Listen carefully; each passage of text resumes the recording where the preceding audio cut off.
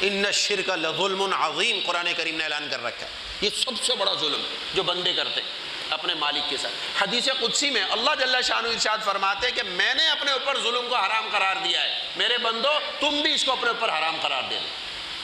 یہ اللہ جل شانہ فرماتے ہیں۔ حدیث قدسی اس حدیث کو کہتے ہیں کہ جس میں اللہ جل شانہ اپنے نبی صلی اللہ تعالی علیہ وآلہ وسلم کی طرف وحی بھیجتے ہیں، لیکن نبی نہیں کہتے، اللہ تعالیٰ فرماتے ہیں نبی سے کہ میرے بندوں سے کہو کہ میں یہ بات کہہ رہا ہوں تمہارے سے۔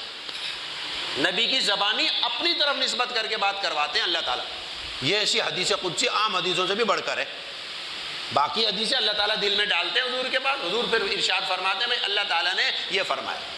یہ بھی نہیں فرماتے، بس حضور فرما دیتے ہیں کہ یہ اللہ تعالیٰ کا حکم ہے۔ تو اس میں اللہ تعالیٰ فرماتے ہیں میں نے اپنے اوپر ظلم کو حرام قرار دے رکھا ہے، تم کون ہوتے ہو پھر ظلم کرنے والے؟ اور یہ ہمارے سامنے کے مشاہدے ہیں، یہ سب کچھ ہمارے سامنے، ہم خود دیکھ رہے ہیں۔